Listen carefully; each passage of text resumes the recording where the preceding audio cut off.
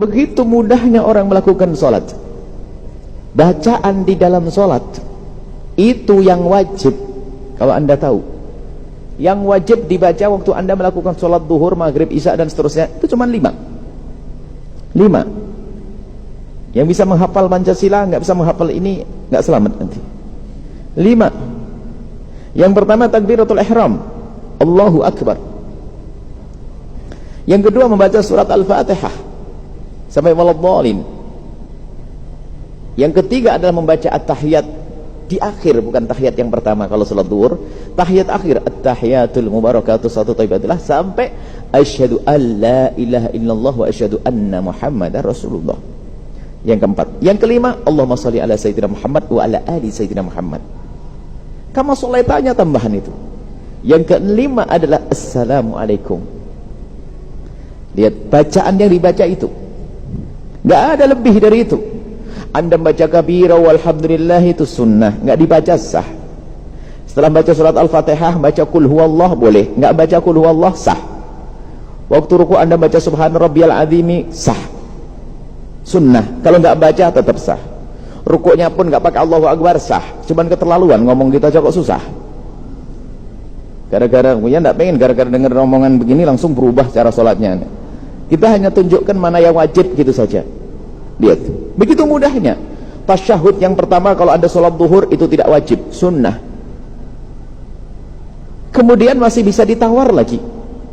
Kalau saya nggak hafal Fatihah bagaimana? Bukan untuk anda loh ya. Bagi yang tidak hafal surat Al-Fatihah bagaimana? Ganti surat yang lainnya. Surat Qul huwallahu ahad, nggak hafal surat Ikhlas, nggak hafal semuanya. Terus hafalmu apa? Saya nggak punya hafalan Quran. Karena dia tobat sadar sudah umur 80 tahun dia. Pinter dia. Minggu depan malaikat Israel datang dia tobat, pinter dia. Nggak bisa apa-apa, Fatihah nggak bisa. Terus bisa mau apa? La ilallah, la ilallah bisa saya. Oh boleh. Akhirnya sholatnya adalah diajari setelah Allahu Akbar baca la ilaha illallah, diperkirakan panjang waktunya seperti kalau baca Fatihah itu seberapa? Setengah menit la ilaha illallah, Allahu Akbar, la ilaha illallah, la ilaha illallah, la ilaha illallah. Itu bagi dia. Kalau anda nggak sah, jangan ikut-ikutan. Itu bagi orang yang nggak hafal Fatihah. Tapi kalau memang betul di sini diam-diam nggak hafal Fatihah, gitu aja, la ilaha illallah. Disepakati ulama itu nggak ada khilaf, bukan perbedaan ulama. Ya begitu ulama berkata. Nggak hafal mau dipaksa bagaimana? Nggak hafal baca boleh kok.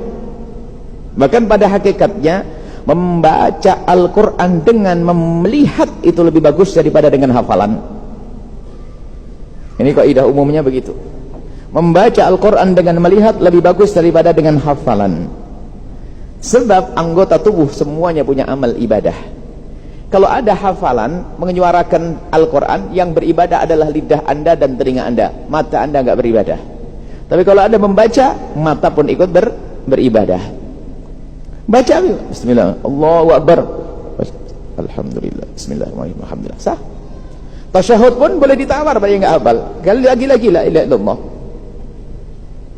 Nah ini mudah, nggak ada yang susah. Siapa yang mengatakan sholat susah? Makanya kalau ada orang tidak bisa sholat, yang salah itu gurunya. Yang salah gurunya. Dan yang kalau ada orang susah melakukan sholat, lagi-lagi yang salah gurunya. Sebab sholat sama sekali tidak susah. Jangan sampai anda seksa orang tua anda yang sudah sepuh untuk sholat seperti anda yang sehat. Banyak kemudahan yang Allah berikan untuknya. Jangan seksa dia sholat. Tetap melakukan sholat tapi dengan cara semudah-mudahnya.